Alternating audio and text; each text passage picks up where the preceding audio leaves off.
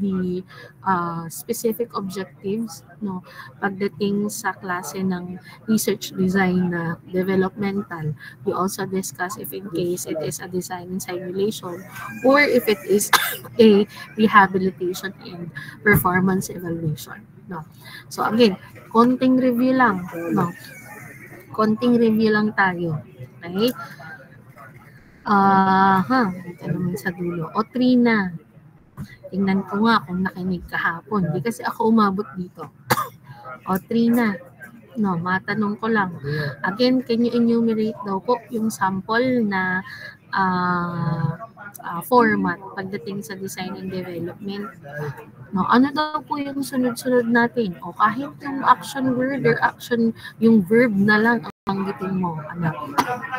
Trina, Salazar. Design po. Okay. And then, fabricate. Okay. Pangatlo po ay yung preliminary testing po. Next is performance evaluation. Then quality of the product. And then checking economic viability, and then provide the operation, maintenance, and safety manuals. Ayun. No. How about pagdating sa simulation?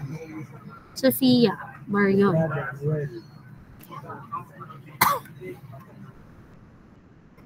Sophia?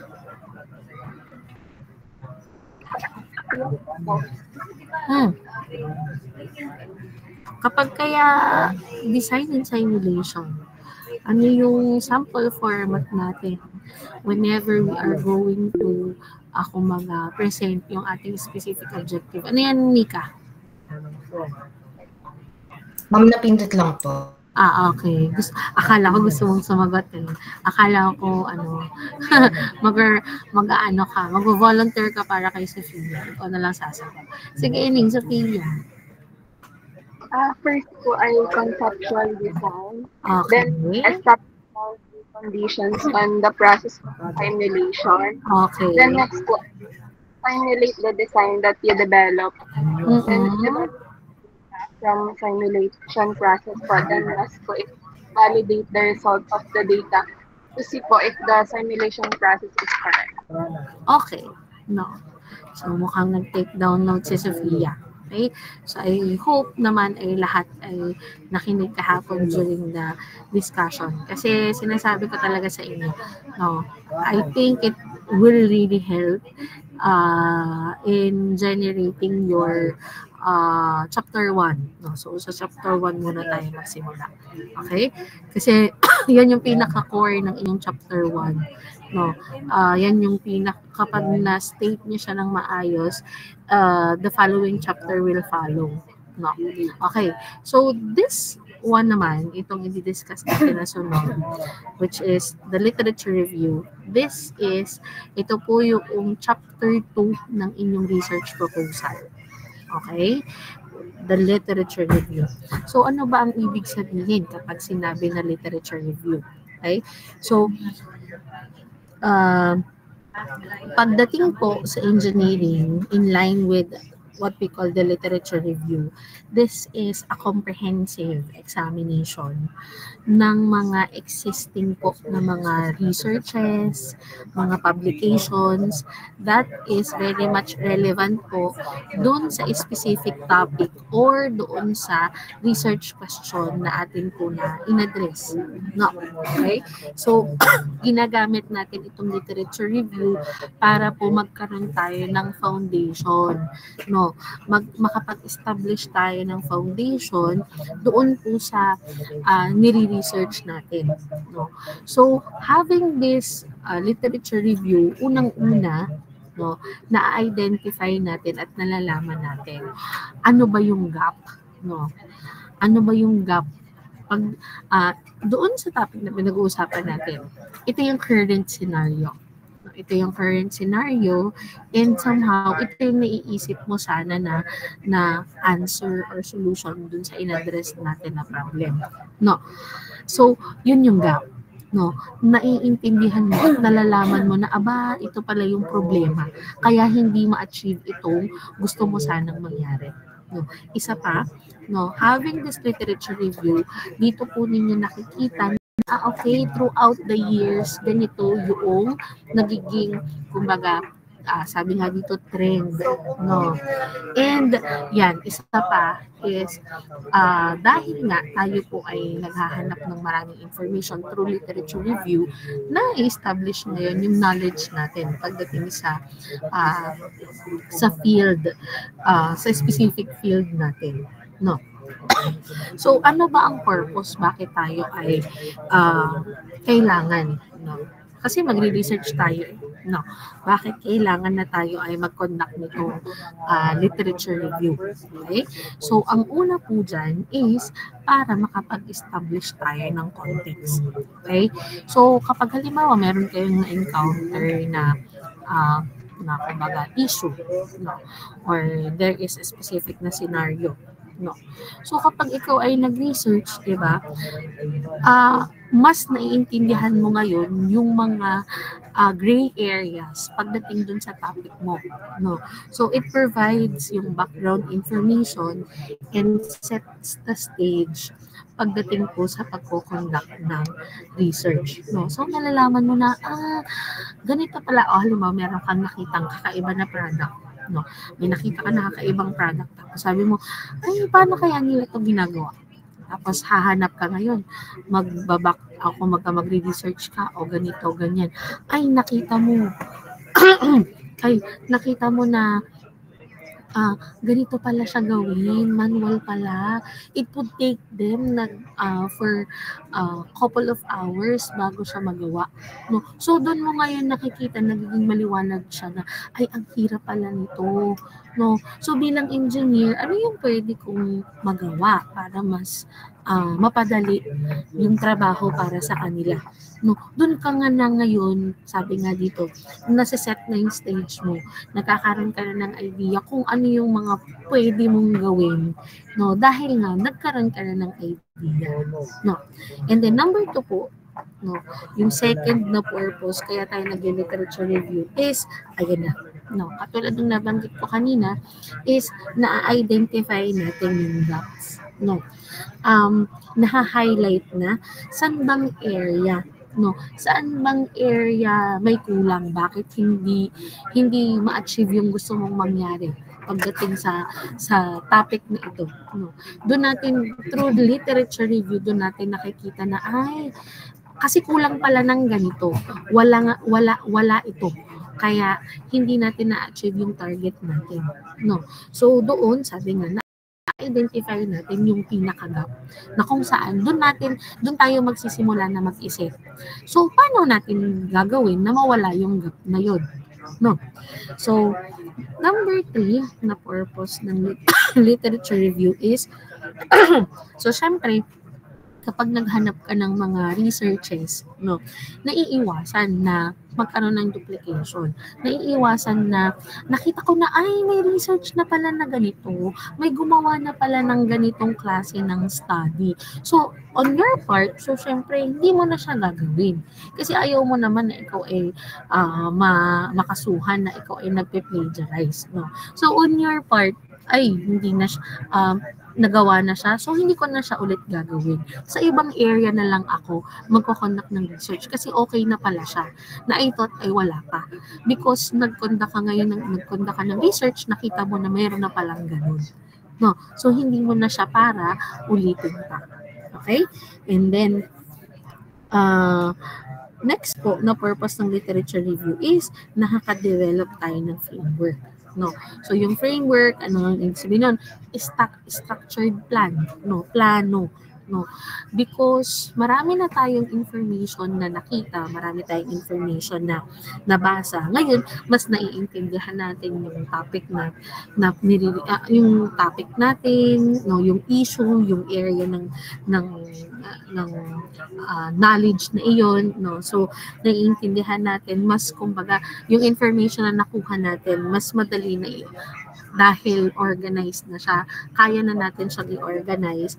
And then, since na-organize na natin siya, pwede natin, bawat aspeto, pwede na natin siya i-analyze, no.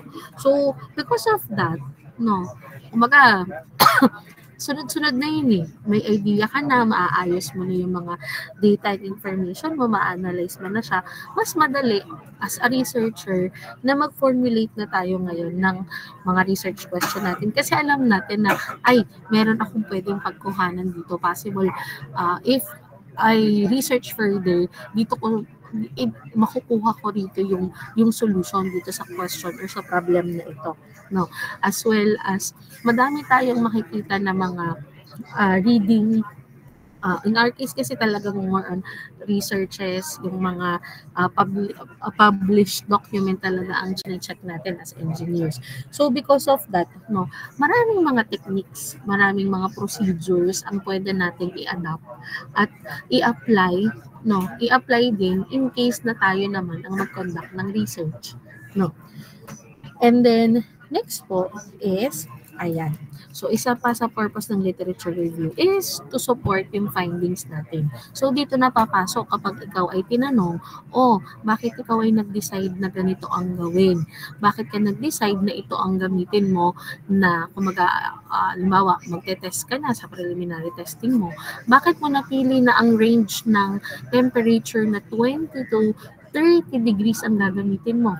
Kasi ma'am, nakita ko po sa study ni ganito, no, since same po kami ng raw material na gagamitin at the same time, yung target po namin na output, I opted to, kumbaga ay use it as our basis po doon sa study natin. No, or pwede rin naman hindi na sa mismong study, hindi lang basta sa testing, but also on how you are going to analyze, on how you are going to evaluate, judge yung magiging or yung naging result mo.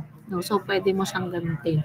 O paano mo nasabi na, halimbawa, pag sinabi na powder yan, no, ang process mo powdering, no, paano mo nasabi na powder yan at paano mo nasabi na pasok siya, no, i-base po sa literature or theoretical information, no, kapag sinabi pong powder, ganito po yung range ng size natin.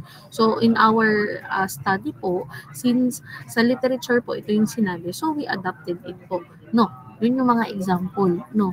Siya yung ginagamit natin, yung mga literatures po, researches na nababasa natin. We use it as our basis and justification in everything that we do pagdating sa ating research. Yung kapag sa atin na mismo na research, no. So, madali na sa atin ngayon, hindi kumbaga magsisimula tayo sa talagang wala. Kasi meron na tayong basihan, kumbaga. Okay? So, kanina nabanggit yung number 2 na purpose ng literature review, which is the, anong tawag dito? The gap analysis. No? So, ano ba ang ibig sabihin nitong gap analysis? No? So, yung gap analysis po, no, yan ay isang approach, no, methodical approach. Siya ay ginagamit para po ma-compare natin yung current state or yung current scenario, no, of an entity, no, may it be in terms of business, in terms of process, in terms of a system, no. So naipakita, no, ito yung current. Ngayon, using the gap analysis, so nape-present din natin yung atin po na future state, no, or kumbaga ano ba yung goal mo dun sa atin na study, no. So you can see dito sa ating figure, ano, so you can see here, ito yung current state, and then yun ngang dinidesire mo na future state, ito yung gusto mo sanang mangyari. So ang goal po ng pagko-conduct nitong approach na ito, nitong method na ito, is para yan, no, if we are to present it na visually or using diagrams, no. So anong tawag dito, we identify using this one, no, na-identify natin yung gap, no. Ano ba yung pagitan nila, gaano ba yan kalayo, no, paano natin gagawin na hangga't maaari ay magkadikit na ito para wala na tayong pagitan or gap, no, dun sa current state at sa desired state natin, no. So because of this, no, so we make some devices, some strategies, we devise strategies para ma-bridge yung gap na ito na tinatawag natin, no. So pagdating sa context, pagdating sa research, no, so yung gap analysis, itong strategy na ito, na-identify natin saan bang area, no, ang hindi pa natin masyadong napapag-aralan, hindi pa natin masyadong na-explore, or alin ba yung area na kailangan pa nating magkaroon ng further na gathering ng data at investigation, no. So kapag nalaman natin yun, dyan papasok na gagawa tayo ngayon ng action plan. Okay? So yung gap analysis po, yun nga, ina-identify niya ano ba ang nawawala, no. Napi-pinpoint natin kung ano ba yung area na yun nga, hindi pa natin masyadong napapag-aralan, no. So having this gap analysis ngayon, no, yung gap analysis, dito natin ngayon magagamit natin yung gap analysis para po ma-justify yung need na kailangan talaga nating mag-conduct ng research, no. So ayun, so kaya mahalaga na mag-conduct tayo ng gap analysis. Okay? So ano ba yung steps para po makapag-conduct nitong gap analysis na ito? Okay? So, yung number 1 po is, ayun, isusulat muna natin. No? Tingnan muna natin. Ano ba yung current na status ngayon? No? Ano yung current na status? In line doon sa topic na gusto nyong i-work out. No? In line doon sa topic na gusto nyong i-work out. So, magre-research kayo ngayon. No? Magre-research kayo ngayon, again, nung mga existing natin na mga literatures, may it be published documents, books, journals, researches. So, maghahanap kayo ngayon. May kinalaman dun sa inyong topic na wino-work out. Ngayon, makikita natin ano ba yung current na status. Okay? So, sometimes, no, yung pagko-conduct nitong literature, maliban sa pagko-conduct ng literature review, ay minsan tayo na mismo ang naghahanap ng mismong information para makita natin, ito yung ngayon yung current scenario. No, maybe some of you, before talaga mag-literature review, ay magko-conduct ng interview. No, magko-conduct kayo ng interview para malaman natin na okay, halimbawa gusto ko mag-produce ng ano ba ang common na pinoproduce? Ube halaya. No, ube halaya, sobrang hirap nun gawin. No, kita nyo na pwede, kumbaga talagang ano na siya, trademark na ng Pilipinas ang ube, di ba? Pag dinala mo yan sa US, ay, nako, Philippines, no. Medyo tumataas na ngayon yung pag-export natin sa ibang bansa. So, ano yung possible natin na gawin para mas tumaas pa nga yung production natin? No, ganyan yung ina-address natin na problem. No? Then, nakita nyo na, ay, yung sa current status, medyo unang problema natin dyan is available naman, maraming tanim. Kaso, mahirap palang gawin yun, no? Mahirap palang i-produce yung ube halaya. Talagang it would take time bago siya matapos at bago siya maluto. No? So, ang tagal niya. So, ito ngayon yung nangyayari.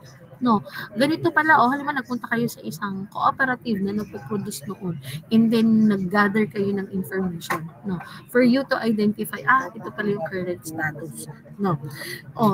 Yun ay maliban sa pagko-conduct ng research, no, maliban sa pagko-conduct ng pag-review ng mga existing na mga literatures.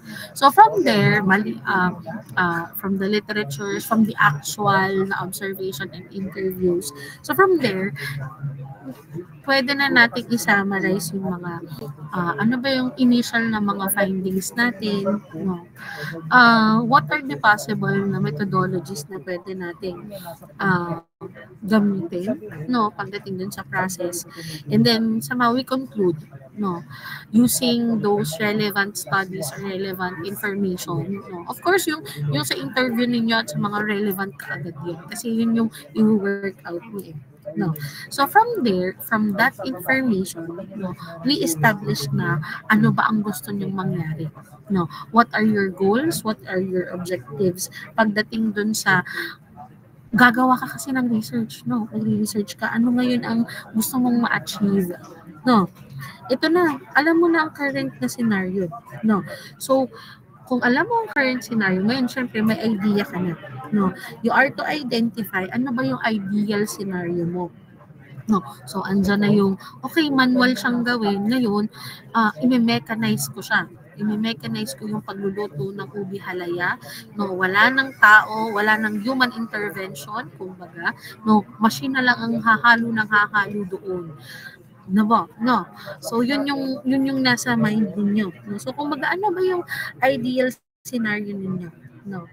Okay? And identify natin what are the comprehensive understanding doon sa topic ninyo na gusto ninyong i-work out. No. And then yung number 3 po is ngayon. No, ngayon. I-compare na natin, identify natin sa first step yung current status or current scenario. No. Tapos ibabangga natin ngayon yung ito yung gusto mong mangyari. So ngayon makikita mo na ito yung difference niya. Ito yung discrepancy natin. Here are the unanswered question. Here are the area na medyo kulang kaya magkalayo pa siya. No? And yun nga, yung areas lacking pagdating sa research natin. No? And then, yung fourth step po natin is i-evaluate natin yung importance as well as yung impact ng mga na-identify natin na gap. No? So, halimbawa, okay, ubi halaya, manual process, ito ay automatic processing. No? So, makita natin dito, i-evaluate daw natin isa-isa. No, yung gap. Okay, dito po sa isa, it would take 3 persons para makaluto. Ito, wala na. No. Ito wala na. Wala nang tao na maghahalo kasi may mechanize na natin siya. So, gap na lang dun is yung manual process. No. So, makikita na natin na okay. No. Okay, ibig sabihin yung manual process. And then, sa dami noon, manual process, o halimbawa ay yung may kinalaman sa halimbawa ay sanitation, tama, sanitation yung term, safety, pagdating, food safety, di ba? No, maiwasan na magkaroon ng contamination, no, dun sa ating proseso ng pagpo-produce ng product natin. Yan, sa mga example lang yun. No? So, sa dami ng mga gap na iyon, so we prioritize po based on the factors na alin ba yung mas relevant, no? Alin ba yung mas feasible nating work out, and alin ba yung may potential na makapag-add ng knowledge pagdating sa area of research natin. No. So, umaga ira-rank natin siya. Okay. Ito, ang goal kasi talaga is mag-increase yung production. No, so medyo mag-focus tayo doon sa kailangan mas mabilis na yung production niya. At the same time, wala na masyadong manual labor. No, so parang ganun yung iisipin natin. No, so ipa-prioritize, and then next po, ngayon na, mag-create na tayo ng strategy para ma-address natin kung alin ba yung kasi nga, di ba, parang nirank natin siya. No, nag-prioritize tayo. No, so ngayon, iaano natin, anong tawag dito, i-address na natin kung alin yung mas yung naging priority natin, kung alin ba yung may pinaka-critical, no, na gap. And then from there, we define po yung specific na research questions natin, yung methodologies natin, and yung mga resources needed para po ma-fill natin yung mga gaps. No? So, pwede na sa isang research. Syempre, hindi naman lahat, hindi sa lahat ng pagkakataon, hindi sa lahat ng research, or kung isang research man yan, ay lahat ng gap ay masusolusyonan. May mga cases na talagang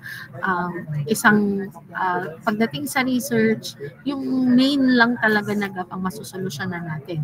No? Kumbaga, maraming researches kada gap ang magagawa natin para talagang in the end, ma-achieve natin yung target natin. No. And then number 6 po is to conduct the research as planned. No. So, sabi mo din, okay, na-identify ko na, nakita ko na kung alin yung may pinakamalaking effect, kaya ang laki ng gap. No. So, ngayon, gumawa ako ng action plan. Diba? Gumawa ako ng sunod-sunod ko na gagawin para mawala yung gap na ito. No. So, ngayon po, magre-research ka based sa napagplanuhan mo, no? Itutuloy-tuloy mo po hanggang sa in the end ay ma-achieve yung target natin. Pero syempre along the way, hindi naman perfect palagi ang proseso ng pagko-conduct ng research natin. Minsan may mga obstacles, may mga pagkakataon na may maghihinder, no, para hindi mag-proceed yung research natin, no. So if that's the case po, so meron naman or pwede naman po nating i-adjust yung plano natin, no, kung talagang kinakailangan, no, para po mas mag-improve at the same time, again, in the end, ma-achieve natin yung final po or yung gusto natin mangyari talaga dun sa isang scenario, no. Okay? So, ano ba ang benefits ng pag-conduct ng gap analysis? Okay?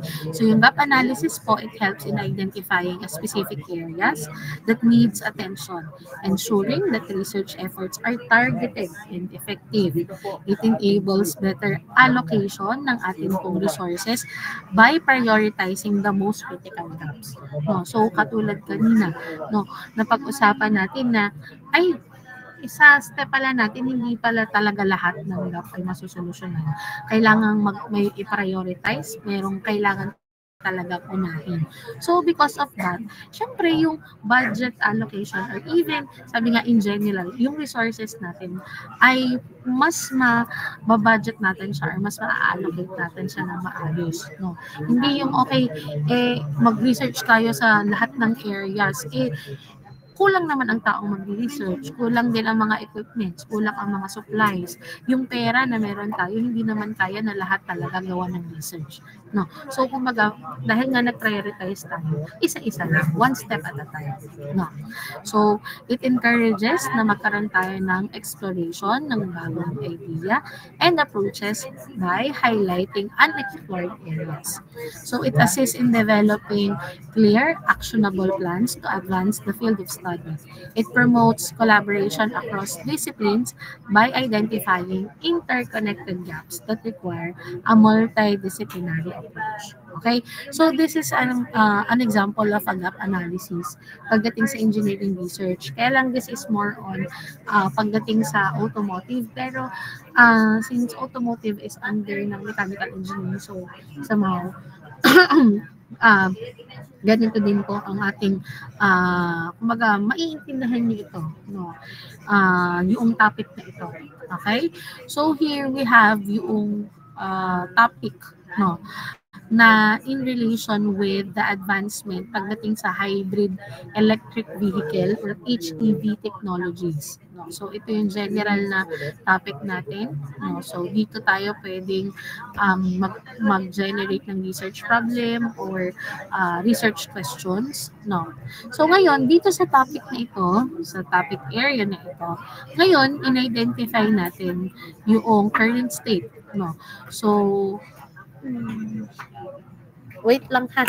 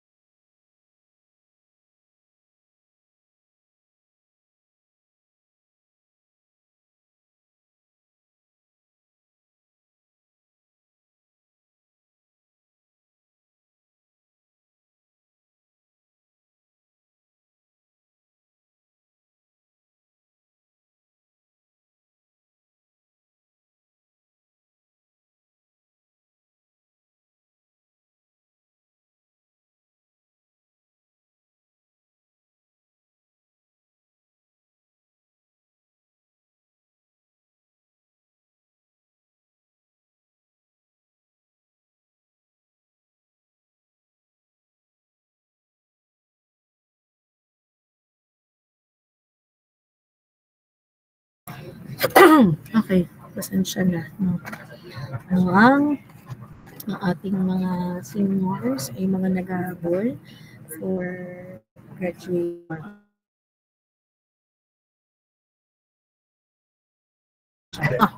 So sige, ulit ha. So ang topic title natin is about the advancement in hybrid electric vehicle or HEV technologies. No.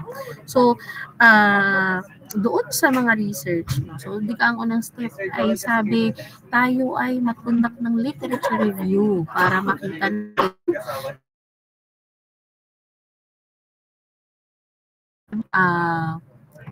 magre-review tayo ng mga existing na mga research, no, na makikita natin yung advancement pagdating sa battery technologies, no. Kasama na rin dyan yung mga electric motors, fuel efficiency improvements, and emission control technologies. Kumbaga dyan, from the time, halimbawa, na ma-develop itong anong tawag dito, itong hybrid electric vehicle, no, from the time na iyon, yearly, anong naging improvement sa kanya, anong naging advancement natin. Kasi di ba, kumbaga imamap natin siya, i-check natin yung history nito para makita natin saan bang part, kailan ba nag-improve, alin ang naging improvement, no, para maging malinaw sa atin, no, yung may kinalaman dito sa HEV technologies. And then, yung findings natin, which includes, halimbawa, yung mga significant improvements, ito example nito, halimbawa, significant improvements in lithium-ion battery, no, efficiency, ayan. This is a result na nung ating literatures. Example kasi ito. So there is an innovative electric motor designs, no, merong strategies para po ma-reduce yung fuel consumption and emission. So ito yung kumbaga current state natin pagdating dito sa HEV. Ngayon, ipe-present naman natin yung desired feature natin. Okay? So, dito, ilalagay natin dyan, or kailangan natin dito, magkaroon tayo ng comprehensive na understanding pagdating sa mga improvements po, pagdating sa HEV technologies. No? So, we have to identify alin ba ang may pinaka-efficient, pinaka-cost-effective, at pinaka-sustainable. No? Para po na pwede nating i-adapt, no, pagdating dito sa HEV technologies. And then, yung detailed analysis, ang gusto nating mangyari, magkaroon tayo ng detailed analysis ng possible na maging impact, long-term impact, no? Kasi, sabi natin, di ba, part ng ating mga study ngayon or sa lahat ng ginagawa natin, kailangan nakapasok dyan yung ating SDG goals, 2030 SDG goals. Kailangan may sustainability dyan, no? So, ngayon, kailangan natin na magkaroon ng detailed analysis na long-term impact po ng environmental sustainability and economic viability. Okay? So, these are your desired future state. Ito yung dapat na mangyari in line with HEV technologies. No? So, ngayon, having this, yan, meron ka na nito. No? Ngayon, ma-identify natin yung gaps. No? So, nakita natin based on our literature or based doon sa mga informations na ginather natin, no, nakita natin na medyo kulang, no. Medyo kulang yung mga researches na may kinalaman sa integration ng paggamit ng renewable energy sources pagdating sa HEV, no. Specifically sa mga charging sites, no, charging infrastructures, okay? And then isa pa, no, I mean in general yung paggamit ng HEV, okay? And then isa pa sa gap natin is kulang yung data, no, pagdating sa long-term performance as well as yung degradation ng bagong battery technologies under real-world conditions. No? So, kumbaga, meron naman tayong mga improvements. Kaya nga lamang ay wala tayo or hindi natin kumbaga yung mga improvements na iyon, walang nakapagsabi or wala tayong makuhang information na hanggang kailan, no? Hanggang kailan ba pwedeng magamit itong technology na ito, no? Kasi more of maybe during the testing, hindi naman in-apply siya sa normal na condition or kumbaga kung gagamit ka ng sasakyan na merong ganitong HEV, no, na merong ganitong HEV technology, no, in-apply mo lang siya into halimbawa naka-laboratory or naka-laboratory facility ka, hindi mo siya in-apply na i-drive mo yung sasakyan na yun outside, na yan ay nainitan, naulanan, nalubakan, di ba? Yung mga ganon na madulas yung kalsada, yung mga ganong condition. No? So, walang assessment noon, walang data noon, no? Para makapagsabi na talagang maganda itong HEV technologies. And the next po is, ayan, isa sa mga gaps pa natin or loopholes is that limited lang yung studies pagdating sa consumer acceptance and behavior towards adopting yung advanced HEV technologies. Ano ibig sabihin nun? So parang konti lang yung infos, no? Paano ba ang magiging acceptance ng mga consumer natin? No, if in case na maparami natin or marami ang i-produce natin na mga vehicles na gumagamit nitong anong tawag dito nitong nitong hybrid vehicles, no. So kokonti pa lang siya. No. So hindi natin ngayon alam ano ba ang kailangan nating i-adjust or i-improve, no. Hindi masyadong ginagamit siya. Kumbaga, hindi pa open-minded ang mga tao para gumamit ng hybrid na sasakyan or ng vehicle. No. And then, isa pa sa mga gap is, there is an incomplete analysis ng life cycle. No.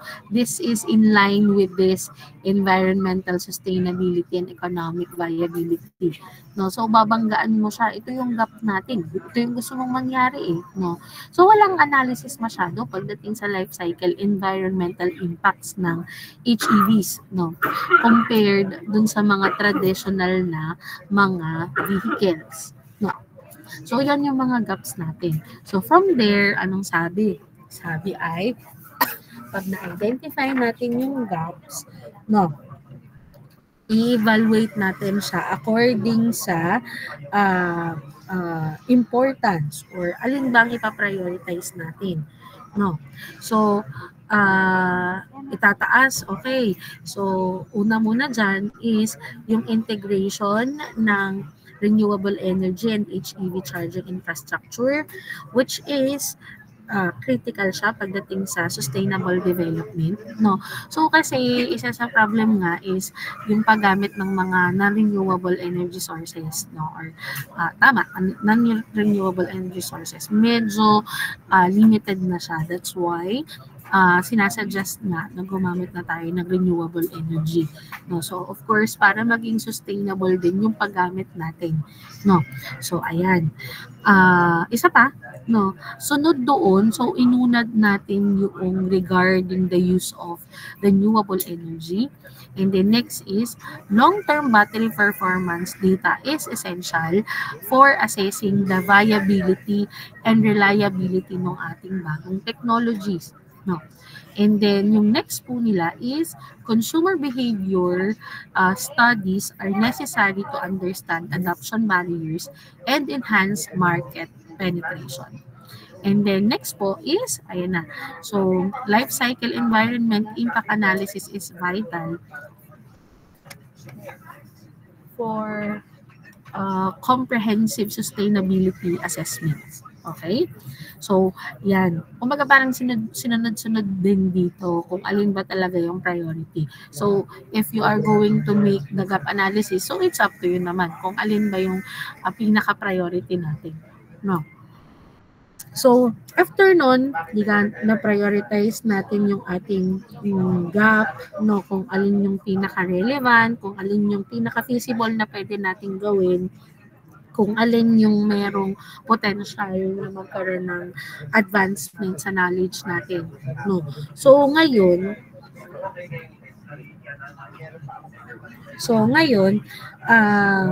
magke-create na tayo or i-address na natin yung pinaka-critical na gap.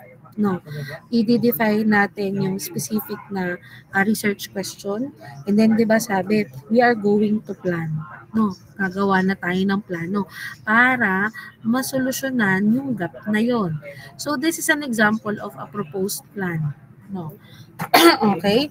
So, number 1 dyan is, okay?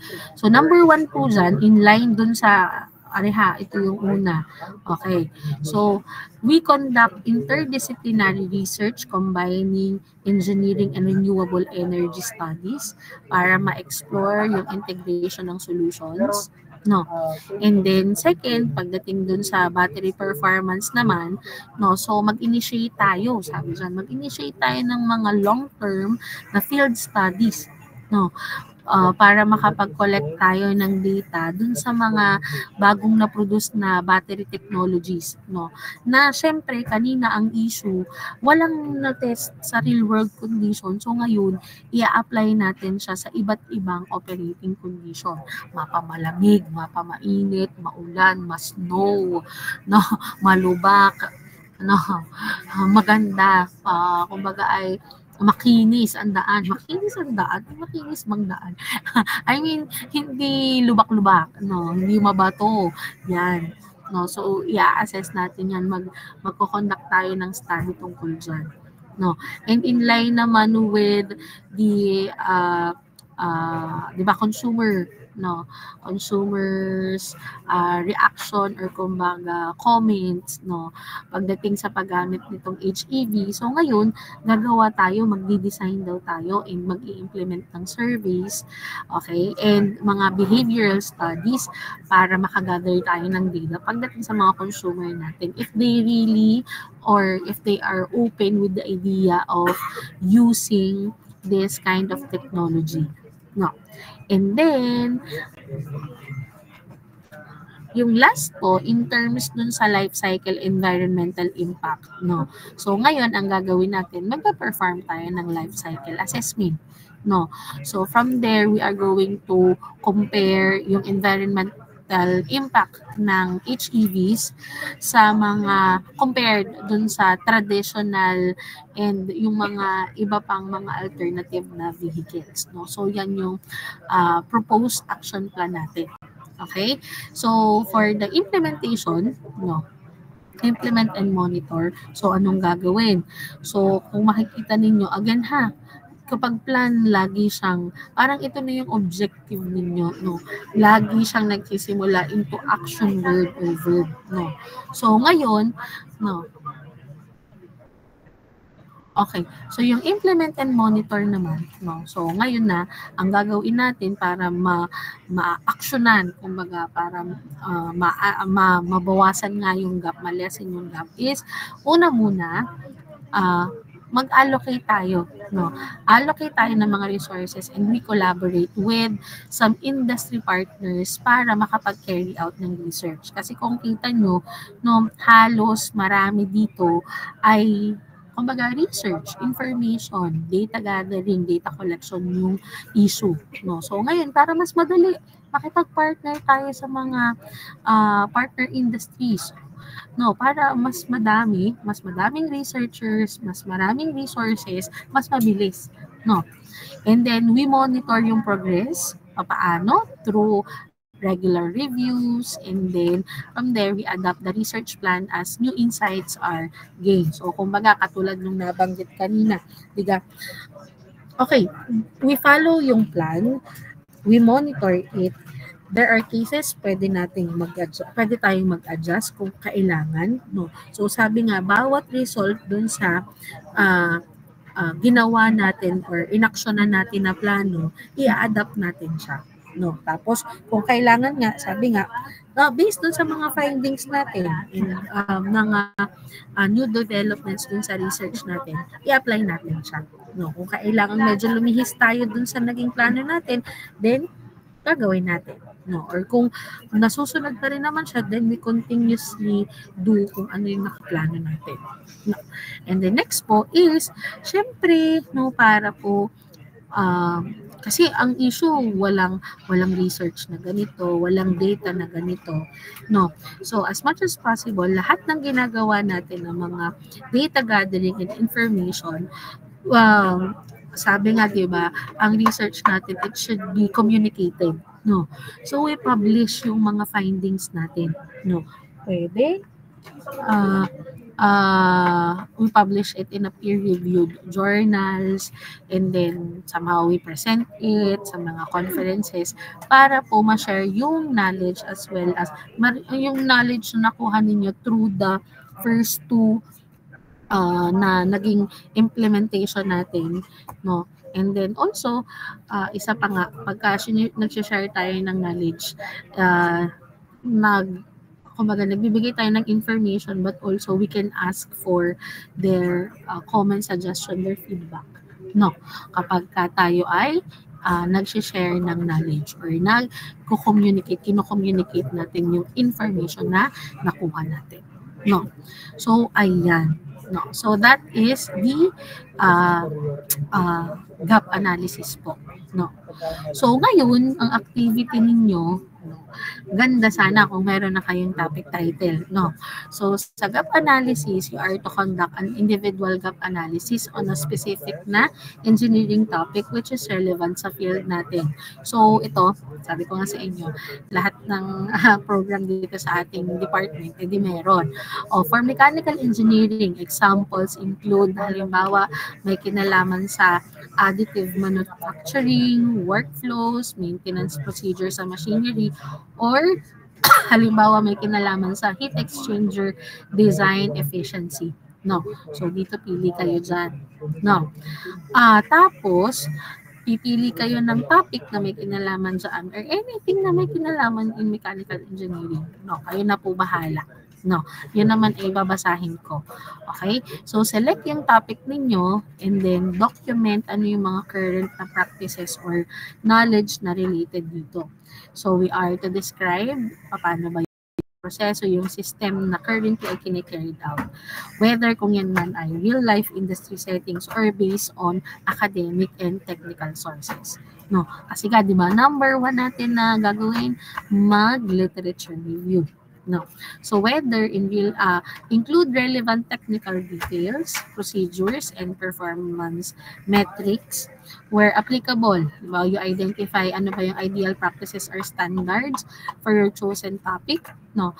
Research best practices through textbooks, industry standards, guidelines, or academic papers, and summarize what is considered the optimal or recommended approach. Okay?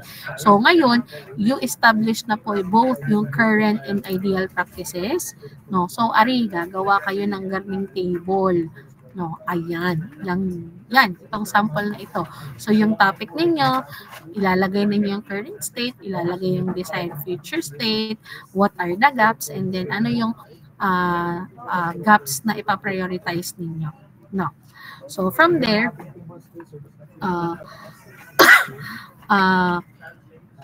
okay, you establish both po yung current and yung ideal practices. You conduct the gap analysis by comparing yung dalawa. And then, you identify yung specific gaps po, which may include technical gaps, such as halimbawa, outdated na, lumang-luma na yung equipment, or sobrang baba na ng efficiency niya.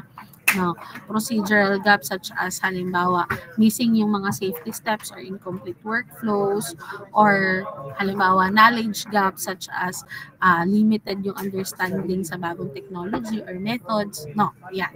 So from there, you propose for a practical improvement. No, so you are to prepare or propose for an action plan. No, so ito yun. No, mag-prepare kayo ng action plan. Okay. And then, you summarize, saan na tayo? Okay? So you propose for improvements or formulate research questions that could address these discrepancies.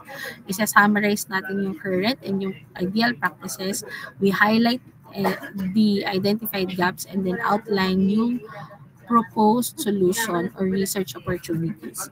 So, syempre, kayo magpo-conduct ng research dyan. No? So, you include yung references for any sources used sa atin pong analysis. Isang topic lang. No? Isang topic lang ang pipiliin ninyo. Wala siyang page na included. So, kindly, doon na po siya sa likod nitong activity page natin. Okay po? Sabi pala ng Dean, sabihin daw natin si estudyante na, pahinga muna. Para at least ay alam din nila na hindi sila aabot. Sabi ko, ma'am, kung underline ko ay bukas, hindi after bukas, sila daw ay mayroong 2 weeks. Wala muna, para wala na Okay po. No. Meron ba tayong question, concern, clarification?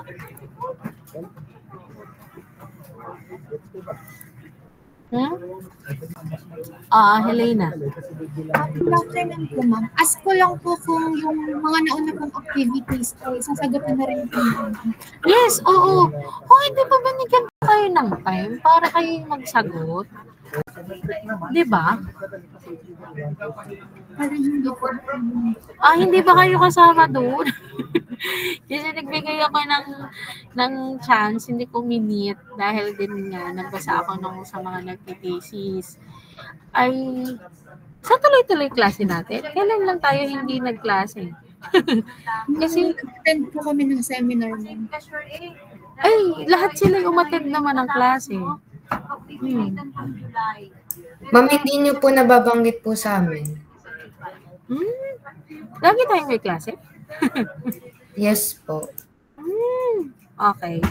So, sige, para fair naman. Maybe next week, I will be giving you the time para magsagot kayo ng activities natin. Okay? Sige, gana na lang. Okay?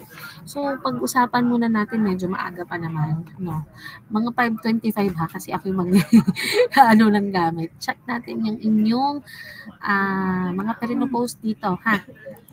Okay? Wala ba kayong question dun sa gap analysis? Dito. Entire screen. Ma'am, okay lang naman po na lahat po kami ay magkakaiba po yung mahanap po. Oo naman! Thank you po. Individual siya, anak. Individual ang gap analysis. Kaya nga sabi ko, hindi na sana individual yan sana. Kung meron na kayong topic na I will work out, wala. Okay. Design development of hybrid centrifugation, vacuum drying process for meron naman itong hybrid paano hybrid? Kinesi?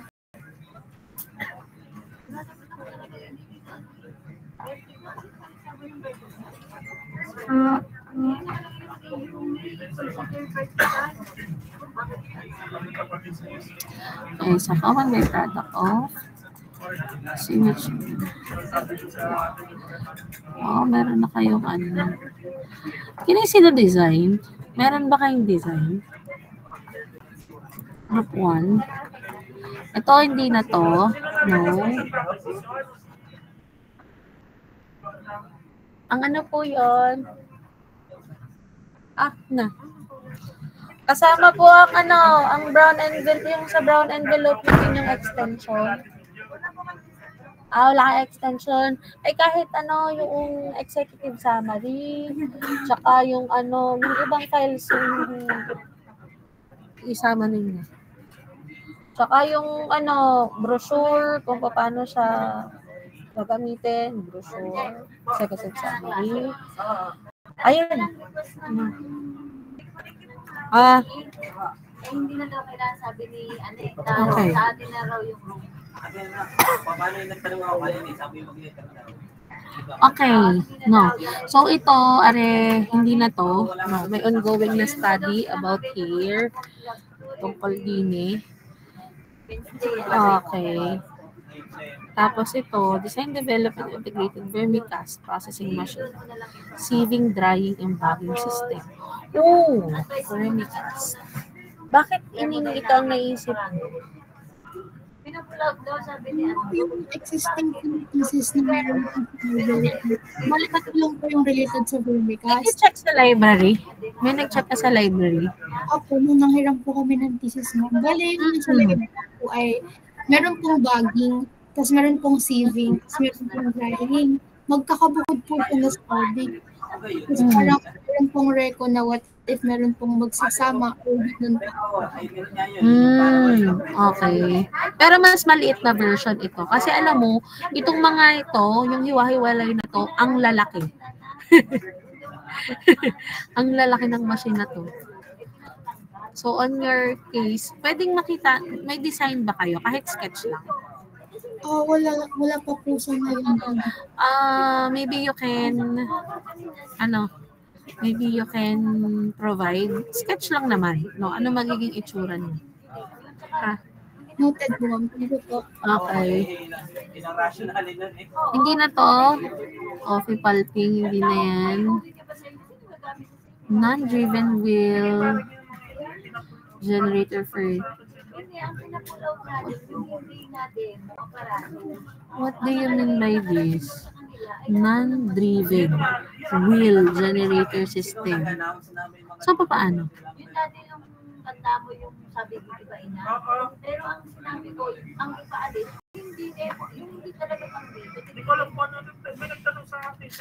Kaya yung iba daw, kasi ang gamit na nga lang daw ni Andrew, nakakarga na. Para siya ito nagtanong. Ha? Para siya ito nagtanong. Kasi nakita daw niya yung ibang Yun na nakarating sa akin. nakakarga na. Isa lang dahil akong advisor. Sino nagtanggal? Anong tanong? Sir, wait lang ha. Para sa Chika.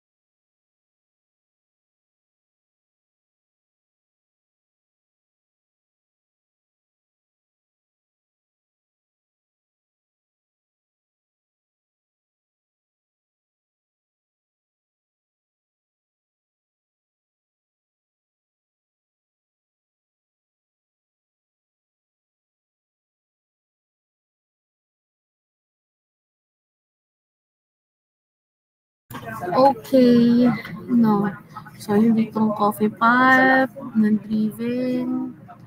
Ano yung ibig sabihin nitong non-driven? ang dami yung panahon yan, nagtanong sa akin.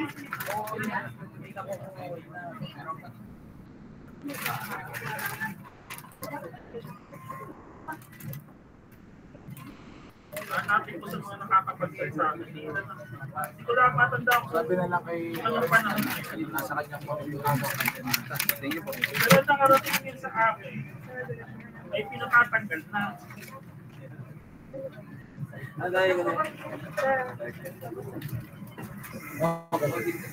Sabi kahapon, Non-driven can be updated into trucks to convert air from the truck. So, paano?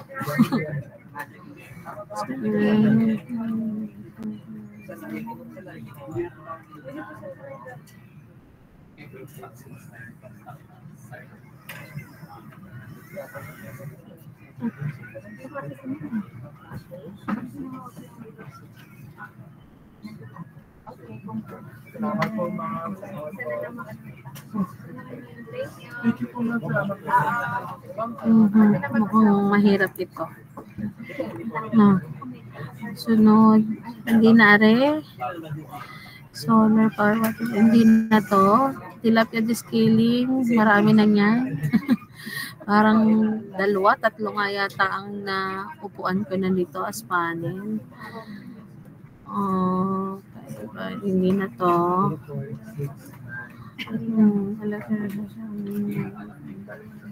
Mahirap ito. Industrial wastewater ang topic nyo. Kailangan ninyong, ang mahirap dito, data gathering. No? Wala namang industry, company ang magbibigay sa inyo ng data na talagang merong ammonium ang kanilang inilalabas na wastewater. No, sinasabi ko sa inyo, mahirapan kayo dito. PU. What do you mean by PU? Anong ibig sabihin ng PU? Certain shock reduction, abrasion resistance, selected marine condition, design and development of the Greek pistachio.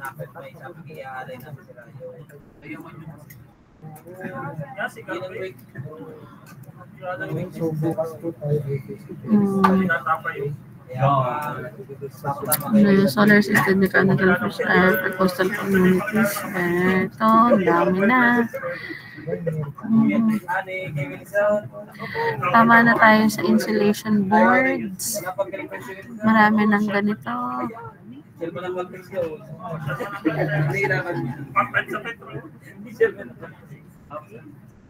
Marami na din ito. Pellets. Ano gan? Hindi ka magbabaw bukas? Ang kagalmutan? Ito, vertical green. Baka arbe ang super ng illustrated na ininalmusan. Hindi po. Nag-iwan ka ng pera, baka hindi nag-iwan ng pera. Alam, baka mo mamaya daw. Defining waste as a resource. Design development of mechanical purse. Mechanical purse. Oh? Okay. So you are to produce brake pads utilizing banana fibers.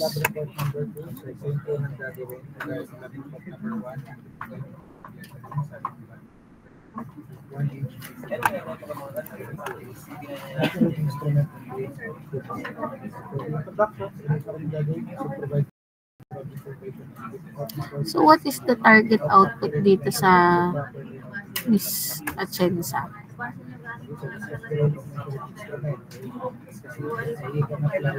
Lovely.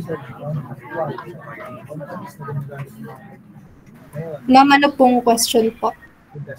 Ano ang target mo na output din or product? Output at product. Ma'am, bale, ano po, yung sa pinaka-prototype po. Ano nga?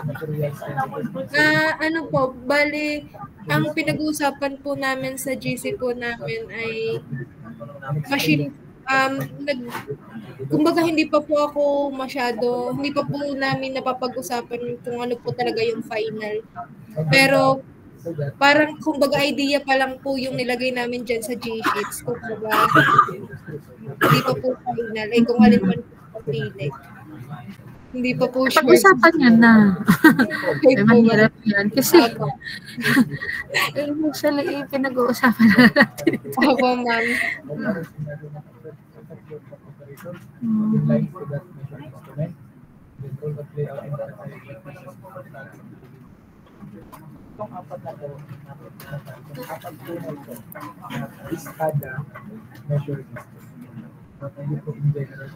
Cut liter pelletizer.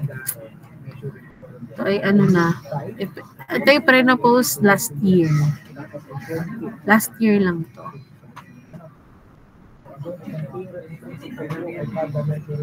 Seaweed gelatin. Bakit? What kailangan? Hindi. Ganito na lang ang gawin natin. Kapag face-to-face, gusto ko yung face-to-face para grupo. Pag face-to-face talaga ay ako ay mag-aalat ng time, no? Or papalapitin ko kayo sa akin kapag available kayo para mapag-usapan itong mga topic ninyo. Ha? Para madepensahan ninyo at mas maintindihan.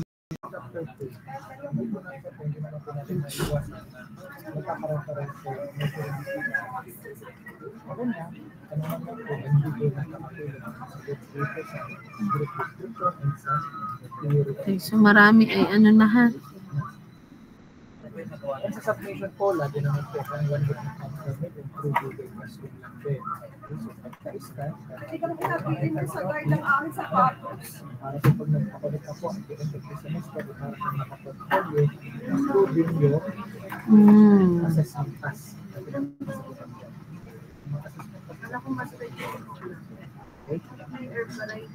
Binding. Alam niyo ang problema dito sa Wallace Tingting na to. Sa cost-benefit analysis. Kagastos ka ng halagang libo-libo, pero magkano lang ang ano mo? Magkano kang Wallace Tingting ngayon?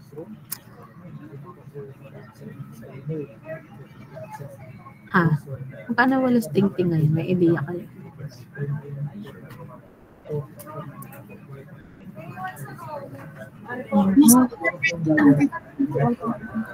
Nako, magkano? 100 to 150 po. Uy, Wallace Tingting ha.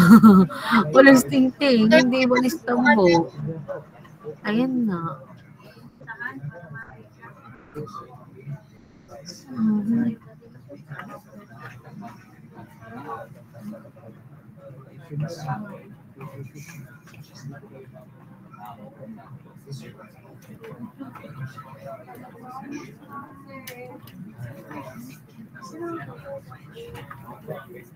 Ang ganda ng mga idea niyo.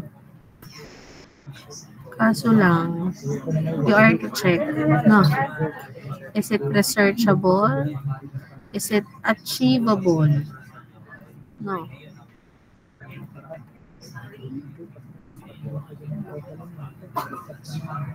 Sige, mas gusto ko na personal pala ito para mas natatanong ko kayo, no? So, kayong grupo, pag-usapan yung mabuti ha, ang mga topic na nandito eh. By Monday, sa face-to-face class natin, ay di ating pag-uusapan ito, no? Ha? Okay. Sige. Okay. So, let's continue our discussion, no? Sa face-to-face class natin, no? By the way, may question ba kayo concern clarification? No?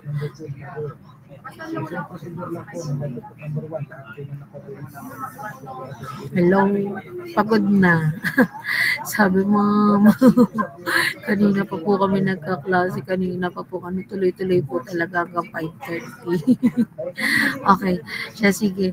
So kung wala ng concern, question, clarification, sige, pwede na kayong mag-leave sa meeting room. Thank you for your attendance. Thank you po, ma'am. Thank you po, ma'am. Thank you po, ma'am.